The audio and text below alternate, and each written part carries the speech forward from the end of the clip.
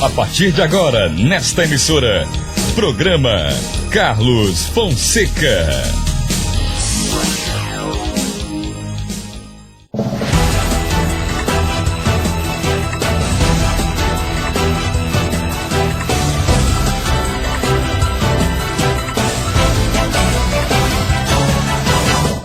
Olá, espero que todos estejam na paz de Deus e, como de costume, trazemos assuntos que mexem com a vida de cada um de nós. É sempre bom a gente estarmos no lazer, em casa, vendo a televisão, ouvindo a música, jogar uma partida de futebol na areia da praia, conversar com os amigos, dar um passeio. Mas algumas vezes é importante a gente sair dessa zona de conforto. As coisas só vão melhorar se a gente der a nossa opinião. Não adianta reclamar e não fazer algo de concreto. E eu acredito, eu saindo da minha zona de conforto, do meu sofá, e vim aqui bater um papo com você sobre assunto que você também conhece e que gostaria que fosse diferente. Eu acredito que eu não estou perdendo meu tempo. E recebi essa semana uma mensagem pedindo que não desista, me dando forças para que a gente permaneça com essa discussão, apontando problemas e também trazendo possíveis soluções. E é essa conversa, o estímulo de eu estar aqui hoje, falando para vocês, é o abraço, é a palavra, é o olhar que cada um tem em direção a nós, pedindo para que continue, não se cale. E quando a gente se cala, costuma prevalecer a ideia do outro, e às vezes o outro tem no seu discurso ideias que parece que são a favor da coletividade, mas que no fundo é para aumentar o seu patrimônio. E eu quero aqui expor de coração, não tenho interesse em acumular patrimônio. É normal da pessoa querer ter a sua casinha, o seu carrinho mais ou menos, a sua moto, um pedacinho de chão para receber os amigos e até mesmo um comércio onde a família trabalha. Agora, desconfie daquele que quer a todo instante acumular patrimônio. É uma fazenda aqui, é outra fazenda ali, e às vezes passa pelas nossas cabeças dentro de um helicóptero e que no fundo não são capazes de ter uma vida no seu dia a dia, no seu cotidiano, uma rotina de simplicidade, que senta na sua mesa, no seu fundo de quintal, mas com pensamento voltado lá para o amigo rico, lá para a sua fazenda cheia de bois, preocupado em pegar o avião no dia seguinte. E não adianta vir com esse discurso de que somos ricos, não precisamos de dinheiro de prefeitura, não precisamos de dinheiro público. Saiba você que quanto mais tem, mais quer. Essa turma, quando mete a mão, é em 300 mil, é 500 mil de uma pancada só. Então fiquem atentos, essas pessoas que vêm de fora, pegar o seu voto. Aqueles que aparecem uma vez, às vezes vem numa festa e quem paga o uísque dele é você. Quem merece respeito é você, cidadão, que mora na localidade. É você, comerciante, que está aqui no dia a dia e que não tem nenhum tipo de ajuda de órgãos públicos. Quem merece respeito é você que tem coragem de ter casa aqui. É você que teve a coragem de fazer um investimento na localidade. Quem merece respeito são as pessoas que ao longo de uma vida e com esforço familiar constrói algo no lugar. É muito confortável dizer que ama a cidade, que gosta da cidade, mas não tem coragem de fazer investimento pessoal. E quando vem na localidade, fica em hotel, não tem coragem de construir um barraco. Quem merece respeito são as pessoas que têm seus investimentos na localidade e que às vezes são vítimas de quem governa. São vítimas na medida em que a cidade não recebe investimentos públicos como deveria. São vítimas ao ver o seu patrimônio ser desvalorizado. E estamos aqui numa discussão incansável em dizer que essa situação pode ser diferente. A saída é turística. Não adianta dizer da boca para fora que gosta do turismo, se quando parte para o concreto não se faz nada.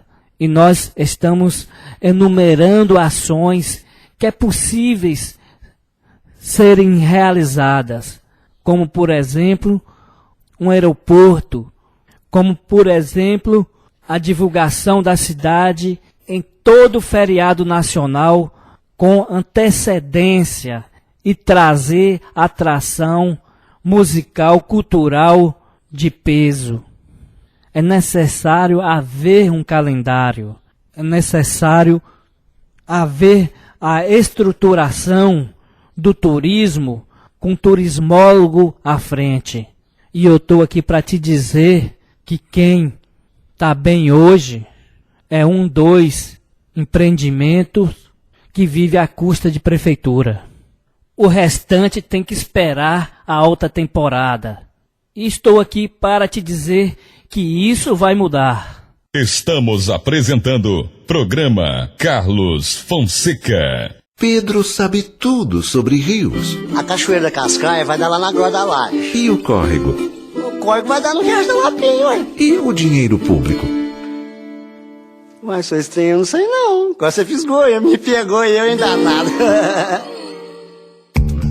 Todo brasileiro precisa saber para onde vai o dinheiro dos seus impostos.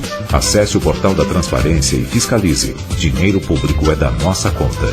Controladoria Geral da União. Governo Federal. Ouça nesta emissora programa Carlos Fonseca. Aos domingos a partir das 13 horas, ao vivo.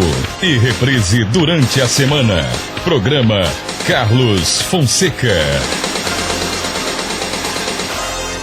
Nós estamos falando de desenvolvimento. E desenvolvimento passa pelo asfaltamento. Nós temos a BA 697, essa que vai da praia da costa do Atlântico até a BR 418, que liga o distrito de Helvécia à BR 101.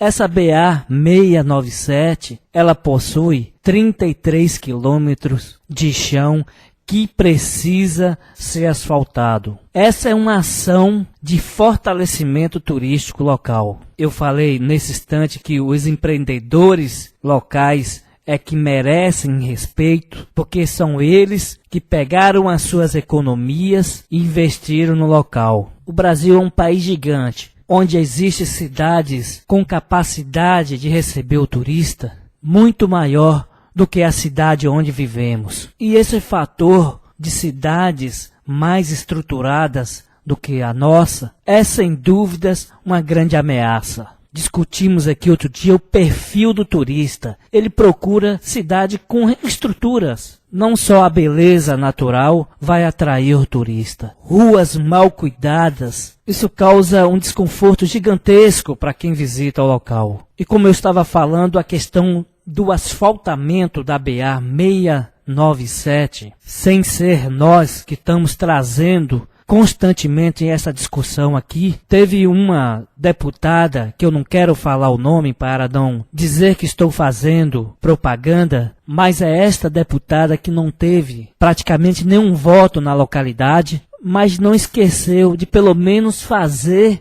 uma indicação lá na Assembleia Legislativa, dizendo que a comunidade deseja ver esse asfalto realizado. E nesse pedido feito ao governo do estado através da Assembleia Legislativa por essa deputada, ela justifica que esse asfaltamento viabiliza o turismo e traz mais conforto e agilidade para as pessoas que moram no município. Mas o pedido encontra-se na gaveta do governo. E eu quero aqui parabenizá-la, só pela intenção. E ao mesmo tempo protestar contra aqueles que aqui tiveram milhares e milhares de votos na eleição passada para deputado. E que sequer toca no assunto. E quando chega a eleição, aparece com cara de paisagem. E eles, há que ser cobrados, tiveram a oportunidade de fazer algo estruturante. Agora, a gente não consegue entender essa ânsia de permanecer no poder, essa ânsia de parasitar o tempo todo com o poder. E existe aí aquele velho ditado que cada povo tem um governo que merece. Se a população é menos esclarecida, o risco de ter oportunistas são maiores. Mas na medida que ela participa, que ela discursa, que ela faz comparações, que ela enjoa do passado, ela vai estar buscando assim um governo próximo daquilo que ela deseja. E nosso país é um país gigante e temos espalhado pessoas que realmente foram eleitas e que fazem as cobranças como devem ser feitas. E eu quero aqui trazer um áudio onde essa cobrança que esse deputado que nós vamos ouvir agora faz, essa colocação dele, sem poupar nome inclusive, traz muito bem o sentimento que a população carrega. Eu quero trazer a fala do baixinho, que de cara já tem a minha simpatia pelas suas colocações. Eu peço atenção a você agora. Vamos ouvir um pouco do deputado Romário. Programa Carlos Fonseca. No processo de votação, não. Você está no parlamento. Como é que ele pode... Como é que... Deputado Guilherme. Deputado Guilherme. Pela aprovação. Deputado do PR...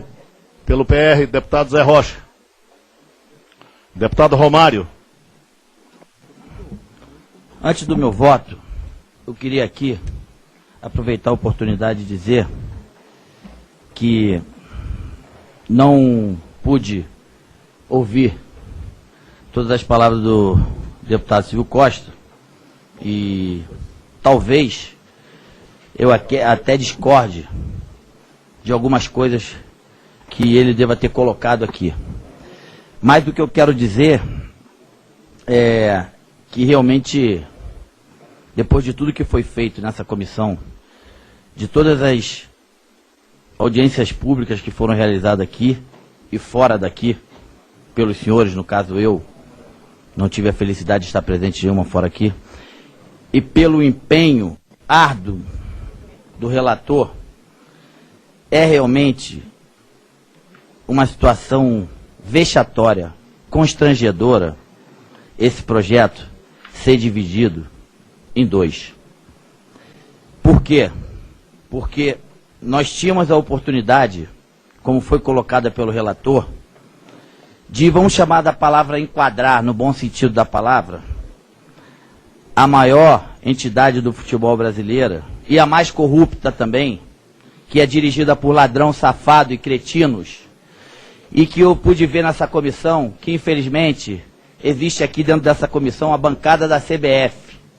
São deputados que não têm o mínimo de respeito com o futebol brasileiro e com a população brasileira. Nós estamos no período de votação, de eleição, e esse projeto, ele é um projeto eleitoreiro. Ou seja, deputados que foram a favor aqui desse projeto, eles estão pensando na sua eleição, com a ajuda direta e indireta da CBF. Então eu quero... Eu não citei seu nome. Eu vou citar os nomes. Calma. Deputado... Eu vou chegar e vou citar todos os nomes. Pois é, deputado, mas aqui não tem minha palavra. Eu vou citar todos os nomes. O momento... Vai chegar lá. Então é o seguinte. Em relação a esses deputados, eu quero afirmar que é uma vergonha para mim, como deputado, fazer parte e considerar colegas desses deputados. Deputados desses são Vicente Cândido, Rodrigo Maia, qual é o nome do... Eu esqueci o nome do colega aqui ao lado. Mas se Vossa Excelência está querendo discutir... Não, eu quero discutir não, eu estou falando aquilo que eu tenho vontade de falar e eu tenho esse direito. Por favor, é Guilherme. Eu tenho esse direito, Guilherme, deputado Guilherme. Foram deputados que mostraram aqui realmente que a CBF está acima de qualquer coisa em relação ao esporte brasileiro, inclusive a moralização. Inclusive o senhor presidente também está nesse grupo. Então eu quero dizer assim, para encerrar, é uma pena, é uma vergonha esse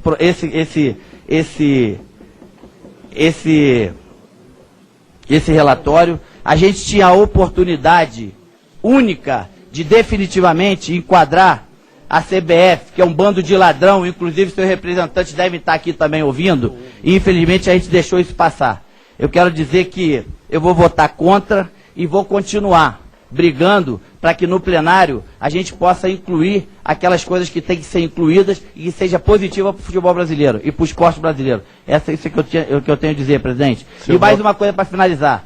Eu tenho apenas um mandato de deputado. Eu não tenho medo de cara feia, de falar alto, de líder, de vice-líder, de preto, de branco, de maior, de menor.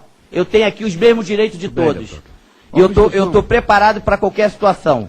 Eu tenho bastante consciência que para qualquer ação tem uma reação. Eu também estou preparado. Mas eu admito essa sacanagem que está havendo aqui em relação ao futebol brasileiro. Isso é uma sacanagem. Meu voto é não. Não é obstrução, Romário. E obstrução, claro.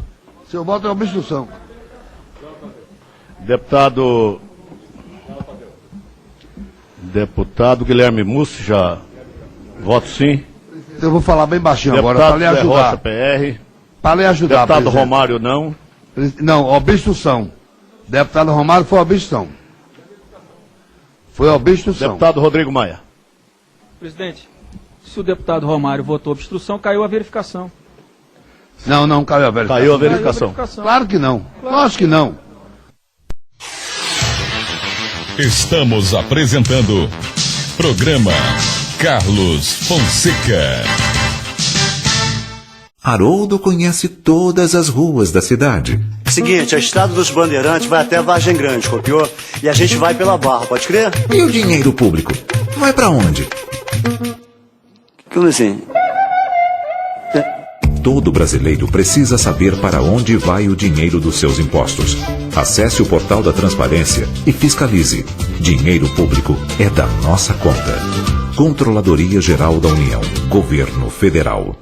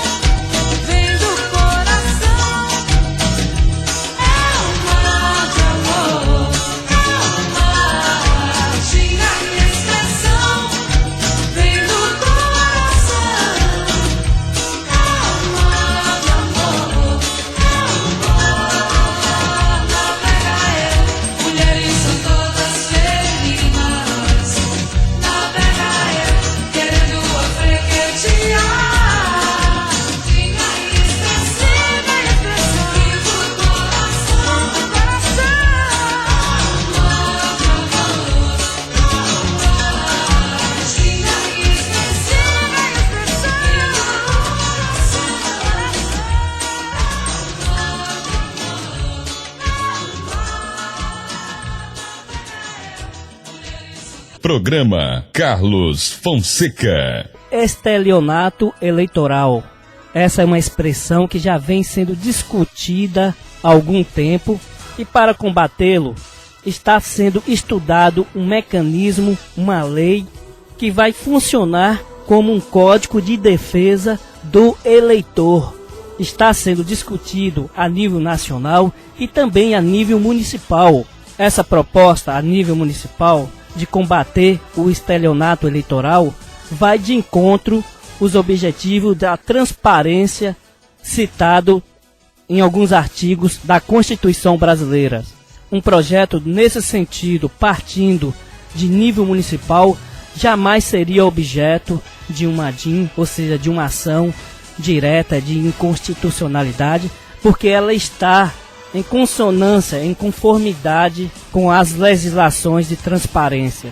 A exemplo da cidade de Pato Branco, em Minas Gerais, onde um projeto visa combater o estelionato eleitoral. Partiu de um determinado vereador, onde prevê a obrigatoriedade do prefeito eleito ou reeleito apresentar um programa de metas de sua gestão, contendo ações estratégicas, indicadores e metas para cada área da administração municipal. Prevê que dentro de 90 dias, a partir da posse, seja divulgado nos meios de comunicação e publicado em diário oficial o que ele pretende fazer com aquele recurso que entra todo mês nos cofres públicos. O projeto estabelece ainda que o Executivo divulgue semestralmente relatórios com o desempenho das metas programadas e indicadores de resultados.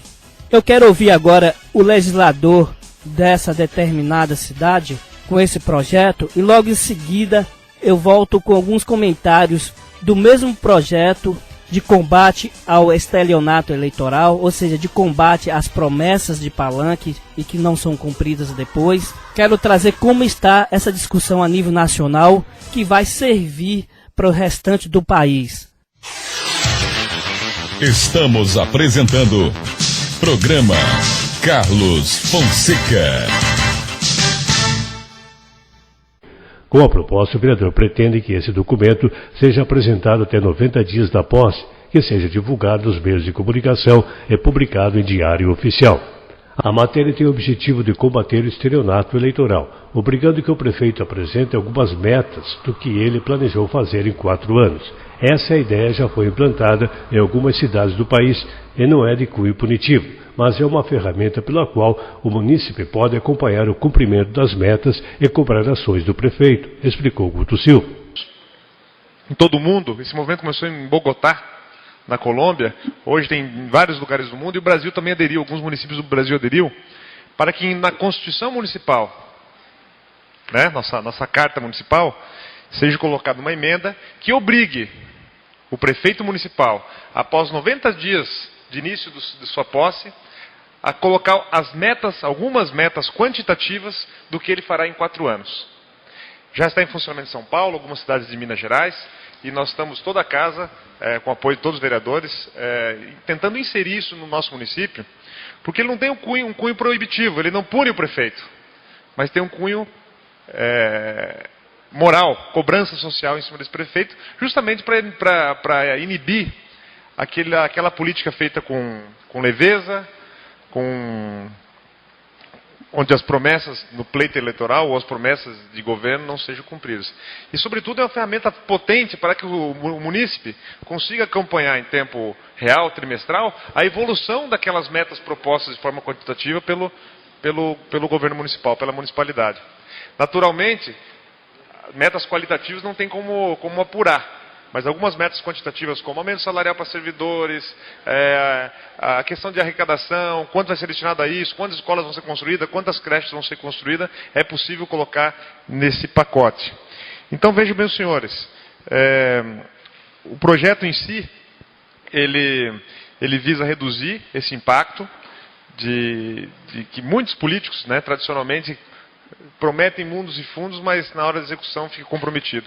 E, sobretudo, é uma ferramenta social e de nós, vereadores, poder acompanhar a qualquer legislatura.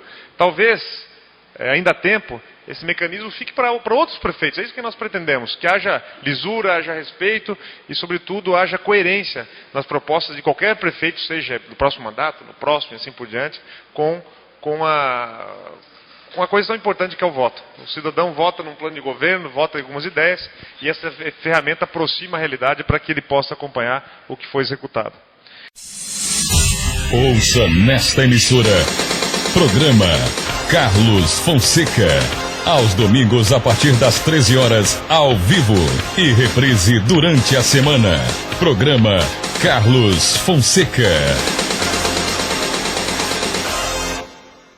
Com a mesma força, com a mesma vontade que se vai às urnas, deveria existir contra os governos omissos ou que não fazem nada. Essa é uma frase muito bonita, mas a gente sabe que na prática isso não acontece. Cada um está no seu dia a dia, na sua correria, e não sobra tempo ou não tem conhecimento suficiente para buscar forças contra aquele ou aqueles que não estão fazendo o seu papel, a sua obrigação. Para isso, está nascendo a PL, lá em Brasília, 4523/2012, de um determinado deputado, que também se diz não ser santo, mas ele quer corrigir algumas imperfeições que existem na nossa democracia. Essa PL, ou seja, esse projeto de lei 4523, ele visa combater a mentira de palanque.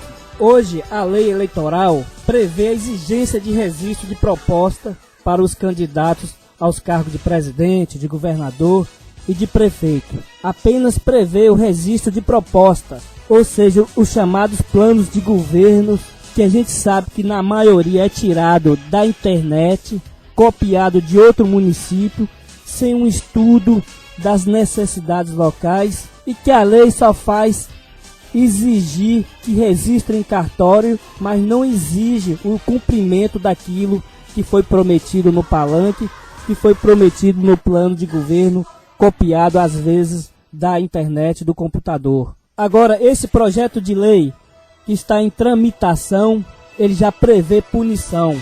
Prometeu, tem que cumprir. E não adianta dizer que não sabia que o dinheiro dava, que não era de responsabilidade minha, que era de outro governo. Vai funcionar como um código de defesa do eleitor, assim como há o código de defesa do consumidor. Prometeu transporte universitário, não fica apenas na promessa não, tem que ser cumprida. Prometeu asfaltar tal rua, é obrigação. Prometeu concluir a praça naquele prazo, passou daquele, é punição com o mandato, com a perca do mandato.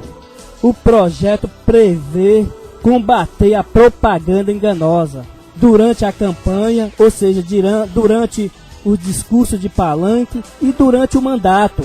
Passou a propaganda do rádio dizendo que a saúde está boa, tem que realmente estar boa, senão ele perde o mandato. Dizer que ele está fazendo ações para gerar emprego, e se for mentira, ele perde o emprego. Ou seja, ele perde o mandato. Durante o mandato passou uma propaganda que os prédios públicos estão em perfeito estado de funcionamento, e chegando lá, constatando, qualquer eleitor entra com ação civil pública e ele perde o mandato. Essa é a lei de combate ao estelionato eleitoral, que está em tramitação no Congresso, e com o voto aberto a gente vai poder saber quem foi o deputado que votou contra, para a gente nunca mais votar naquele. Nós temos em Brasília um exemplo de governador, ou melhor, ex-governador, que foi cassado, que foi um exemplo de corrupção nesse país, que praticou o estelionato eleitoral durante a campanha, dizendo que todo policial que não tivesse curso superior, ele ia pagar a universidade para essa pessoa. Ele foi cassado depois? Foi. Mas não por esse motivo, por ter mentido, porque mentir é a regra geral, não tem punição. Então essa lei pretende acabar com o vício oculto nas pessoas, nos políticos. Aquele vício que você não percebe, ele está ali fazendo promessas bonitas, lindas, mas não passa de fantasia, objetivando ganhar o seu voto. é um passo fundamental em favor da moralidade, da transparência, da legalidade, da honestidade nesse país, já que a população não possui tempo ou conhecimento suficiente para fiscalizar aqueles que foram eleitos, tem que existir leis que façam papel por todos nós. Essa lei que está sendo votada no Congresso, ela tipifica como estelionato eleitoral o crime no qual o candidato promete, durante a campanha eleitoral, realizar projetos de investimentos sabendo que é inviável a concretização da promessa, ou até mesmo viável e ele não faz. Essa lei, ela altera o artigo 171. Vocês já ouviram falar, fulano é 171, ou seja, ele é um estelionatário, ou seja, ele é um enganador, ele falsifica, ele mente. Então essa lei, ela altera o artigo 171 do Código Penal para tipificar como crime de estelionato eleitoral. Ou seja, não é o cidadão comum que falsifica, que mente, que vai cair no artigo 171 somente. Vai ser também aquele político que mente antes e durante o mandato. E o artigo 171 do Código Penal diz o seguinte: obter para si ou para outro vantagem ilícita em prejuízo alheio, induzindo ou mantendo alguém em erro, mediante artifício ardil ou qualquer outro meio fraudulento. Então é justo que a mentira de palanque também ela encaixe no artigo 171 do Código Penal, ou seja, vire lei de estelionato eleitoral para punir os maus políticos que estão espalhados pelo nosso Brasil afora. Para finalizar, trago um áudio curto sobre estelionato eleitoral que infelizmente acontece. Estamos apresentando programa Carlos Fonseca. Se você compra um produto que vem com defeito, o Código do Consumidor permite você devolver, ter seu dinheiro de volta ou trocar o produto, certo? Se o fabricante ou o comerciante utilizar propaganda enganosa, a mesma coisa, não é? E seu vereador, e seu deputado estadual, e o federal, e seu prefeito, e seu governador, e seu senador, e o presidente da república que você votou? Dá para trocar? Pedir o mandato de volta se ele cumprir o que prometeu? Não existe lei no Brasil que obrigue à substituição de uma autoridade com cargo eletivo. Isto é, se o seu deputado, prefeito, governador ou presidente prometeu alguma coisa na campanha e traiu seu compromisso, ele continua impune até o fim do seu mandato, sem nada lhe acontecer e sem indenizar seu voto. Há muito tempo venho pensando nisso. As pessoas votam por causa dos compromissos assumidos pelos candidatos. Um deputado que promete defender os aposentados e depois troca o seu voto por causa de vantagens que adquiriu junto ao governo, na verdade, incorreu em propaganda enganosa. Mas o Código do Consumidor não vale para ele. Um presidente que passa a campanha inteira prometendo coisas que mais tarde não cumprirá, faltou não apenas com uma palavra ou traiu seu eleitor. Ele se vendeu como um produto que, no fundo, está cheio de defeitos. Pense agora no vereador que você votou na eleição passada. Talvez você nem se lembre do nome dele, e muito menos do que ele prometeu na campanha. E o governador? E o prefeito? E o senador? Nem se fala, certo? Candidatos a representantes do povo, prefeitos, governadores e presidentes, quando prometessem melhorias de infraestrutura ou se comprometessem com a luta de segmentos da sociedade como aposentados e pensionistas, deveriam ser obrigados pela legislação eleitoral a registrar essas promessas em cartório. Melhor ainda, tudo que escrevessem nos folhetos, nos santinhos ou falassem no horário eleitoral deveria ser considerado como prova para pedir mandato de volta. Se não cumprissem essas promessas, deveriam devolver seus mandatos. Ué, não existe o Estatuto da Fidelidade Partidária? Por que não existir também o Estatuto da Fidelidade do Candidato? Por que não? E não me venham com essa história de que, quando candidato, eles não conheciam em que pé estavam as finanças públicas. Cascata, gente. Hoje em dia, qualquer candidato tem acesso às finanças de qualquer governo e sabe o que pode prometer ou não. Ninguém é mais apanhado de surpresa. Aposentados, pensionistas, professores, médicos, servidores públicos ou simplesmente moradores de bairros abandonados votaram confiantes, votaram com esperança, votaram com boa fé. É pouco, muito pouco dizer que na próxima eleição o eleitor irá à desforra, não votando novamente no seu candidato. E daí? Quer dizer que o sujeito assume o governo e passa 4 anos andando de carro oficial, com um monte de assessores, gabinete, carro oficial blindado, e ainda temos que esperar 4 anos para tirá-lo do cargo? Negativo. Tem que haver uma legislação que proteja o eleitor, como existe uma legislação que protege o consumidor contra propaganda enganosa ou vício oculto. Por falar em vício oculto é aquele que se caracteriza por não poder ser identificado pelo consumidor. O que deve ter de presidente, governador, prefeito, senador, deputado e vereador com vício oculto, isto é, que esconderam do eleitor que eram de verdade, acho que é pior do que propaganda enganosa. Enquanto o Brasil não tem um código de defesa do eleitor, o jeito é a gente usar o boca a boca e informar aos amigos, parentes e vizinhos como se comportam seus candidatos. A propósito, o ressarcimento do voto perdido deveria vir acompanhado de uma indenização por danos morais pelo constrangimento de ter votado no enganador que se vende por qualquer tostão para apoiar o governo, renegando o seu eleitor. Isso se chama estelionato eleitoral.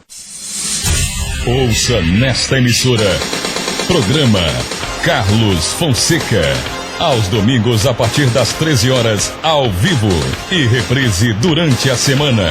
Programa Carlos Fonseca.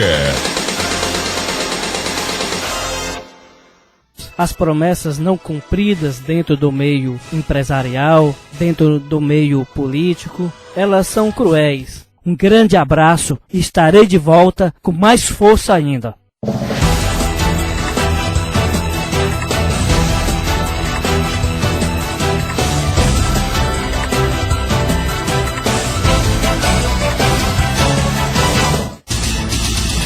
Esta emissora apresentou Programa Carlos Fonseca. Músicas, mensagens, comentários, informações, entrevistas. Programa Carlos Fonseca.